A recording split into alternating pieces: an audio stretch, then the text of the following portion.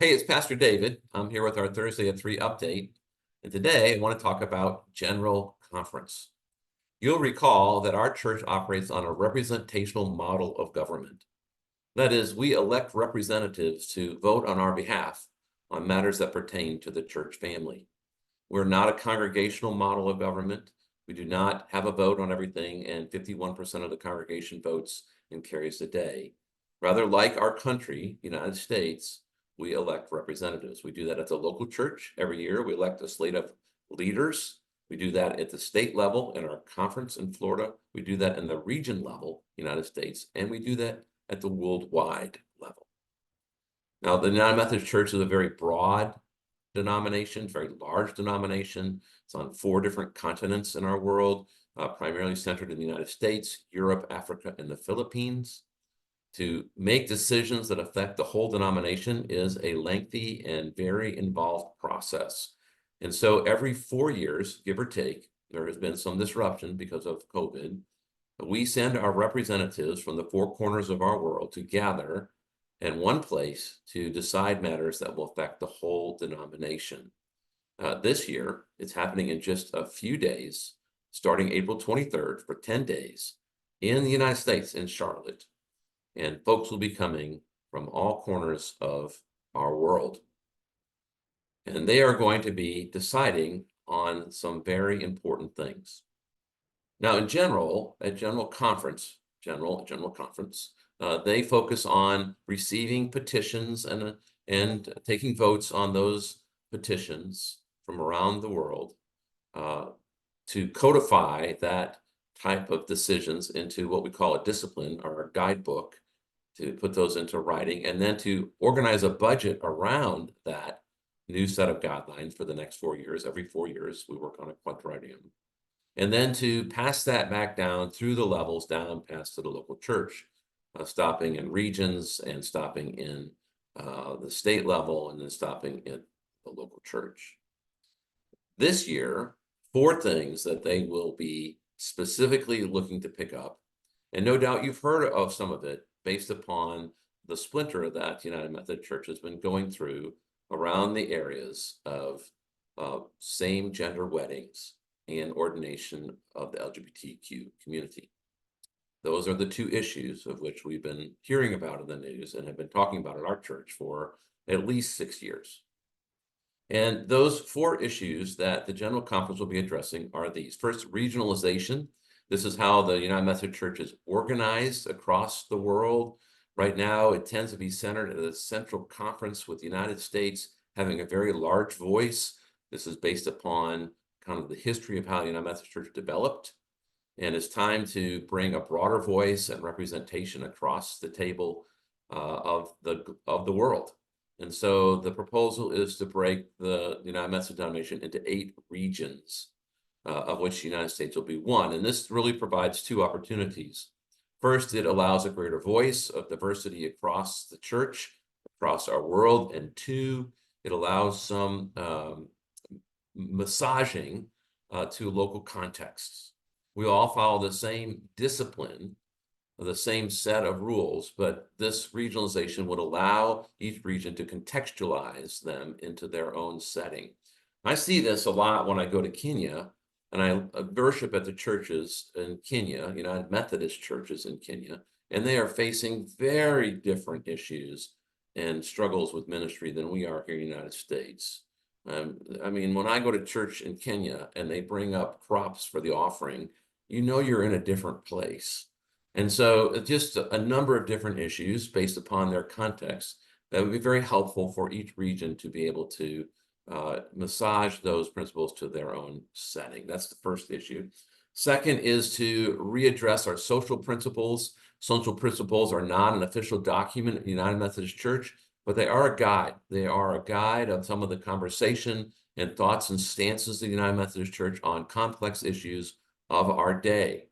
And they are built upon Wesley's belief and understanding of what we now call the Wesley Quadrilateral. The primary stance of Scripture, followed by the history of the church tradition, our reason, and our own experience, are the guides to help us navigate complex issues in our world. And some of the things up to be addressed in the social principles, remember, we're a worldwide church, is our reaffirmation of not supporting polygamy, our reaffirmation around women's rights and so forth, addressing the use of alcohol. These are things of the social principles that they're looking to address. And that's the second issue. The third issue is the budget. With the splinter of those that no longer wish to be United Methodists, based on those two issues I mentioned, about 30%, 35% of the churches have disaffiliated in the United States. And that has changed the structure and state of our church. And the budget needs to reflect that as well. And so there needs to be an adoption of a budget that reflects, as we have in Florida already, and are we doing in our church at some level, less presence and resource. And that's very, very important. That affects what we call our apportionments. Our apportionments are what our church pays to the higher church. It's about 10% of our budget, primarily built on our budget and the salaries of our staff. But half of that apportionment comes from the larger church. And so their budget is of concern for us and how we move forward and so forth in the face of our own journey with fixed costs and so forth. Finally, the one you perhaps heard about most is several petitions that are coming to the General Conference representatives, about 864 of them, half clergy, half laity, around changing the language in the discipline, this guidebook of how we live together, primarily around ordination of those in the LGBTQ plus community and removing what's called the harmful incompatibility language in the discipline. And so those are going to be talked about in the media for sure. You're going to hear about them in the coming days. And so those are before the general delegates to vote. Now, how they vote, we don't know. That is something that will be seen because they're coming from all corners of the world. And once they vote, the work is really just beginning, because then it has to come back down through the different layers to our annual conference of state of Florida to approve what the general conference has done and so forth. And then at some of these issues will come back to the local church and our representatives to have engagement with at that point. You know, folks will time to time ask me why we haven't taken a vote on this matter or that matter. And one of the reasons is we don't know what we're voting on yet because the general conference hasn't met. It's meeting now, and we'll see what comes out of it. And we'll see if that defines what we would have a conversation about, not a vote, because second, we're a representational model of government. We vote every year to elect our leaders, and then our leaders vote on our behalf. Again, we vote every year to elect our leaders, and our leaders vote on our behalf.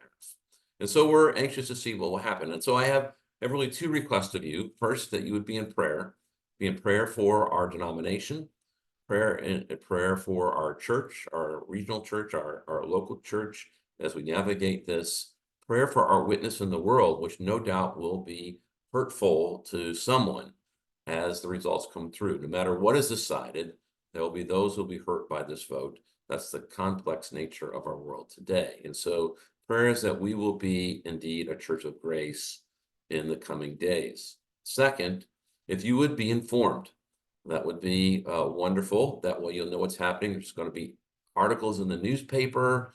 Everybody has media influence these days. And to find out what the official stance of the United Methodist Church, you can go to our conference, the Florida Conference website, which is flumc.org.